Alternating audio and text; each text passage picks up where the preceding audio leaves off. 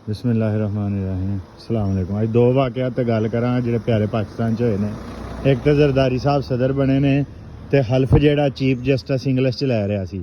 मैं वो सारे गुलामां कोलों पुछना चाहांगा जिहड़े आंदे ने आलमी सतह ते इंग्लिश जरूरी है, मैनू ये दसो इस्लामाबाद दे विच दो पाकिस्तानी हल्फ लै रहे ने तो इंग्लिश च क्यों लै रहे ने? उत्थे किहड़ी आलमी सतह है? क्योंकि सिर्फ गुलामां दे बहाने ने। दुनिया का मैनू कोई सदर ऐसा विखा दो जिहड़ा अपनी जबान तो इलावा हल्फ लैंदा है। कोई मैनू वीडियो कढ़ के विखा दो स्वाए अफ्रीका और एशिया के गुलामां दे, पाकिस्तान, इंडिया, बांग्लादेश और अफ्रीका के गुलामां दे किसी आज़ाद कौम का तैयब अर्दगान विखा दो मैनू। जर्मनी, इटली, यूरोप दी किसी कौमां, ईरान का सदर विखा दो, कोई अरब सदर विखा दो जिहड़ा बंदा इंग्लिश दे विच हल्फ लैंदा है। दूजी गल, मरीम नवाज़ ने उर्दू ज़ुबान च आख्या जी पंजाबी पे मुझे बहुत दुख होता है, बड़ी मीठी ज़ुबान है, मैं माँ बाप को कहूँगी कि अपने बच्चों से पंजाबी बोलें।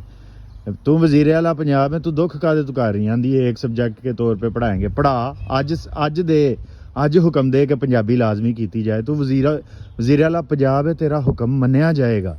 तू अज हुक्म दे पंजाबी लाजमी की जाए। तो माँ बाप ने उन्नी देर तक अपने बच्चों नाल पंजाबी नहीं बोलनी जिन्नी देर तक पंजाबी लाजमी ना की गई, जिन्नी देर तक माँ बाप नूं पता ना लगा कि पंजाब के सरकारी दफ्तरां दे विच नौकरी लैण वास्ते पंजाबी लाजमी है। तो जदों तुसीं पंजाबी नूं इलम ते रोज़गार नाल ते इज्जत नाल जोड़ोगे ना, तो बच्चे आप ही वालदैन अपने बच्चों नाल पंजाबी बोलणगे। तो यह मरीम नवाज़ साहबा तुहाडी मेहरबानी है, तुसीं अच्छी एक गल कीती है, लेकिन उन्होंने तुसीं लाजमी करो, पंजाबी नूं पंजाब च लाजमी करो।